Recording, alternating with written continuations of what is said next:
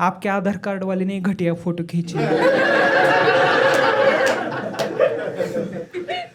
मैं बोला सर मुझे भी एक बताना था, वो भी आपके जैसे वर्कोहलिक थे।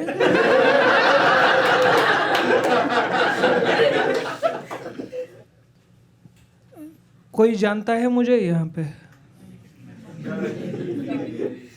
अंडररेटेड में भी अंडररेटेड हूँ।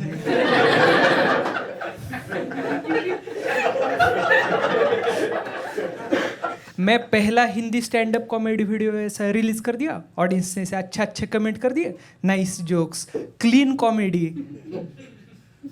हंसना था क्या?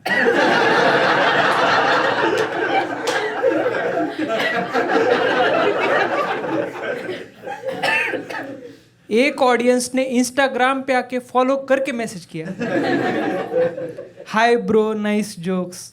मैं इधर thank you so much, it means a lot वगैरह लिखने लगा। उतनी ही देर में उसका मैसेज आया बट शक्ल बहुत घटिया है, अगली बार से जोक्स टेक्स्ट फॉर्मेट में रिलीज कर देना। मतलब समझ रहे हो, बाकी स्टैंड अप कॉमेडियन के special Amazon prime, Netflix, Adobe reader, exclusively on Adobe reader. उसका वीडियो बना के मैं यूट्यूब पे डालूंगा। पहली बार हो रहा होगा कि यूट्यूब पे कोई इंसान पढ़ रहा है। ये जो कितने लोगों को समझ में आया? हाँ, जिनको समझ में नहीं आया साइड वाले से दोस्ती कर लो, अगला 20 मिनट बहुत मदद करने वाला है वो आप। हमने नया घर लिया है,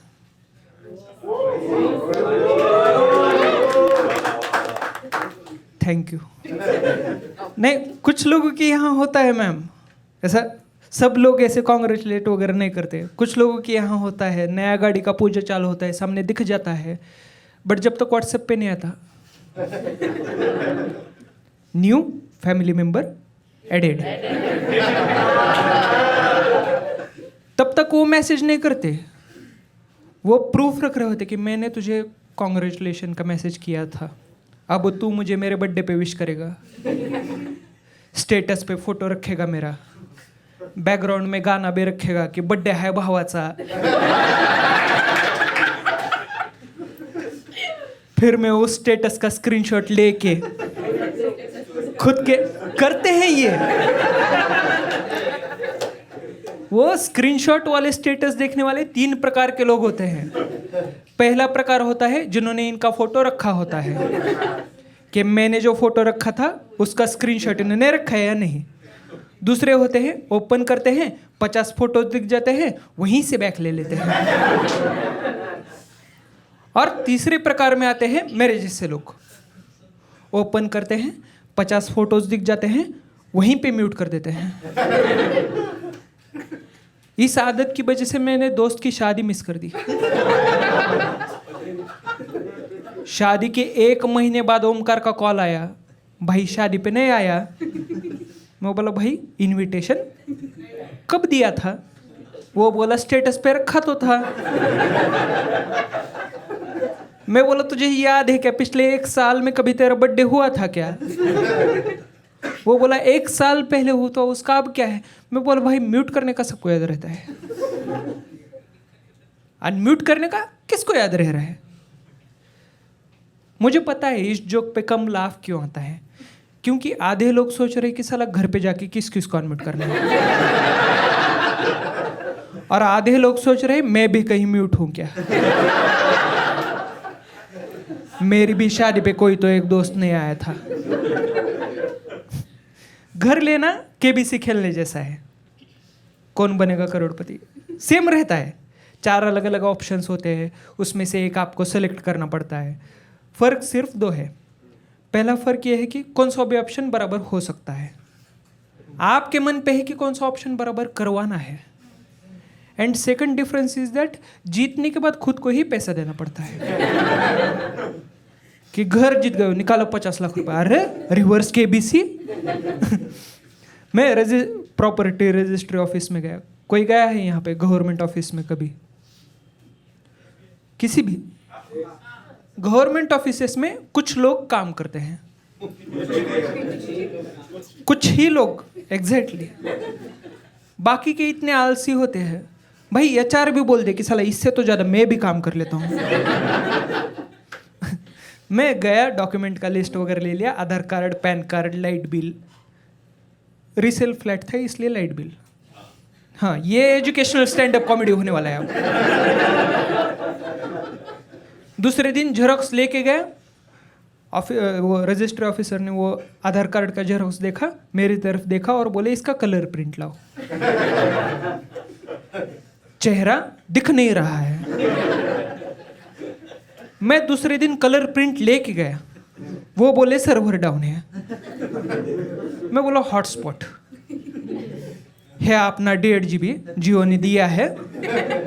वो बोले ऐसा नहीं रहता है, सिक्योर लाइन रहता है वगैरह ऐसा। मैं उन्हें वो कलर प्रिंट दिखाया आधार कार्ड का। वो बोले आपको एक बताऊं क्या? मैं बोलो। आपके आधार कार्ड वाले ने घटिया फोटो खींची। मैं बोला सर मुझे भी एक बताना था, वो भी आपके जैसे वर्कोहलिक थे।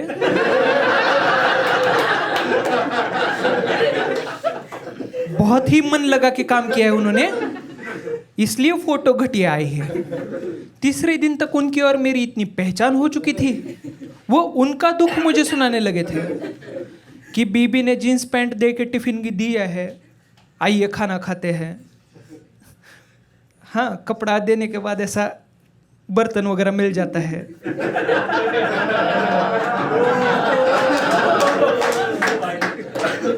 मुझे लगा ये साला सब अमीर दिख रहे थे, रिलेट नहीं कर पाएंगे, मगर अब पता चला सब मिडिल क्लास ही है। खाने पे, लंच पे इनवाइट कर दिया भाई उन्होंने। मैं खाना खाने के बाद उन्हें खुद 3 जीन्स पैंट ला के दिया। मैं बोला सर काम जल्दी हो जाना चाहिए बस। 3 दिन बाद वो और उनके बच्चे सेम टिफिन बॉक्स लेके खड़े थे। स्टेटस पे फोटो देखा, कॉन्ग्रेचुलेट भी किया कि सर आपको 3 टिफिन बॉक्स तो मिल गए। और उस दिन कैसा ऐसा गवर्नमेंट ऑफिस के बाहर चाय का टपरी था, वहाँ से चाय वाला आया। वो भी मुझे 3 दिन से देख रहा था। वो आया और बोला सर एक पूछना था। मैं बोला आप ही रह गए हो, पूछो। वो बोला टपरे पे काम करेगा क्या? ऑफर लेटर दे दिया भाई उसने। मैं बोला भाई इतना कॉन्फिडेंस कब से आया? वो बोला 2014 से इसी कॉन्फिडेंस में हूँ।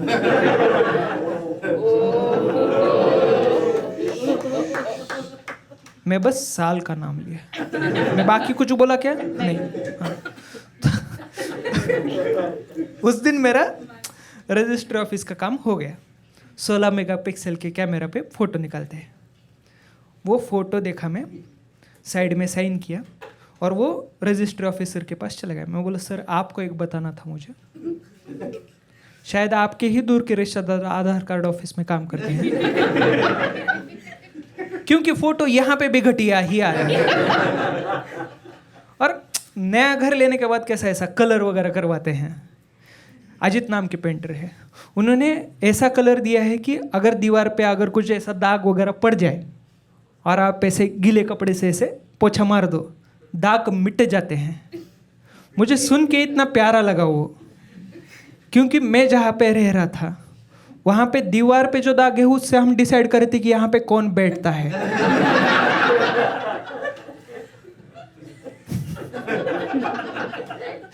आपके घर पे दाग पड़ते हो गए, हमारे घर पे निशान पड़ते थे। और एज ए मिडिल क्लास मैं अंगूर भी एक खाने के बाद आधा किलो लेता हूँ। मैं 4 दिन कंटिन्यूअसली ऐसा तेल लगा के, दाग तो पड़ रहे हैं, मिटेंगे या नहीं उसका गारंटी नहीं है। मिट गए, पर नहीं मिटते तो घर वाले मुझे मिटा देते। और सामान शिफ्ट भी करवाना पड़ेगा ना। मैं लातूर गया स्लीपर बस से। लातूर पता है ना? हाँ, पता है बस। हाँ हाँ हाँ, मैं लातूर गया, कोई गया है यहाँ पे स्लीपर बस से कभी ट्रैवल किया है किसी ने? हाँ, तो किसी भी स्लीपर बस में पार्टी नहीं होती है जो पुणे से लातूर और लातूर से पुणे बस में होती है। उस पर लिखा था कि सुपारी खा के ना थूके, 150 रुपये भरना पड़ेगा। और दूसरा था धूम्रपान ना करे, स्मोकिंग ना करे। मेरे साइड में एक अंकल थे, नयन अंकल, वो बहुत क्यूरियस इंसान। वो ड्राइवर के पास चले गए और बोले एक पूछना था। ऐसा एक पूछना था बोलने के बाद मैं बहुत ध्यान से सुनता हूँ। ड्राइवर बोला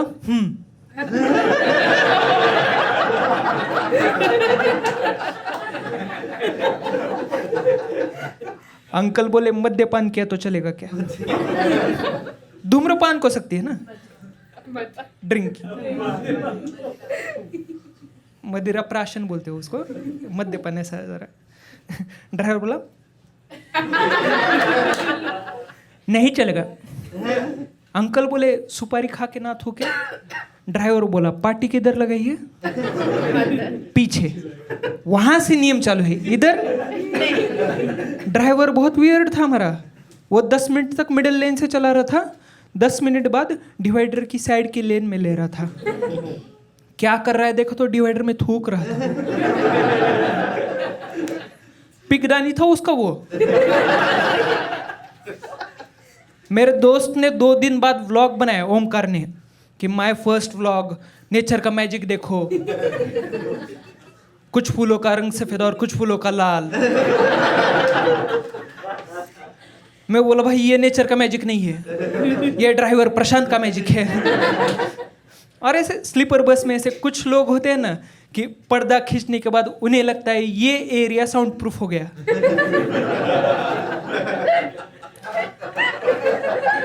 इससे बाहर अपना आवाज ही नहीं जाएगा। एक पवन के अंकल थे, वो पवन के लिए शादी का रिश्ता देखने के लिए पुणे आए थे। पवन का जन्म 1992 का था, रास वृश्चिक, मृग नक्षत्र। रात के 12 बजे तक बात कर दो पवन से। रात के 12 बजे किसी को मत बताना, ऐसा बोल के उन्होंने पवन का नंबर बता दिया। बाकी के 40 लोग पवन को मैसेज करते, भाई फोन कट कर दे, बहुत नींद आ रही है, हम तेरे लिए शादी का रिश्ता ढूंढेंगे। अब बाकी के 40 लोगों के फोन में पवन मैरिज नाम से नंबर सेव है। हमारे जीवन का ध्येय बन चुका है पवन का शादी करवाना। रात के 2:30 बजे पवन के अंकल चिल्लाए, फोन स्विच ऑफ हो गया। बोले ऐसा दूसरे के दुख में खुद को खुशी नहीं होना चाहिए।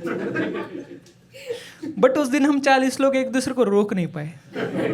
हम एक दूसरे को ताली दे रहे थे, अरे अभिनंदन इनका फोन स्विच ऑफ हो गया।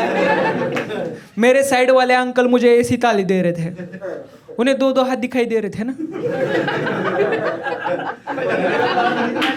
मद्यपान का परमिशन लेके आए थे ना वो। बट उस दिन मुझे पता चला कि मनुष्य के जीवन में खुशी ज्यादा देर नहीं टिकता है। पवन के अंकल बोले पावर बैंक किधर है? जिस स्पीड से सुख आया था डबल स्पीड से चला गया। उतनी ही देर में ड्राइवर ने ऐसे खड्डे में से गाड़ी डाल दी, पावर बैंक धाड़। मैं बोला साला सुख तो सुख, दुख भी ज्यादा देर नहीं टिकता है। हम 40 लोग एक दूसरे को फिर से ताली मारे। इस बार मैं अंकल का हाथ पकड़ा। मैं बोला अंकल इस बार मिस नहीं करना है। सुबह 6 बजे जब मैं लातूर पहुंचा तब ऐसा 40 लोगों का प्रतिनिधित्व करते हुए मैं पवन के अंकल के पास चला गया। मैं बोला अंकल पवन का शादी हम सब लोगों को अटेंड करना है, जब भी होगा तब बता दो। और दूसरा एक पर्सनल रिक्वेस्ट है। वो बोले क्या? मैं बोला पवन का शादी उसके बर्थडे से पहले ही करवा दो। म्यूट पे जाएगा तो मेरा जिम्मेदारी नहीं है भाई।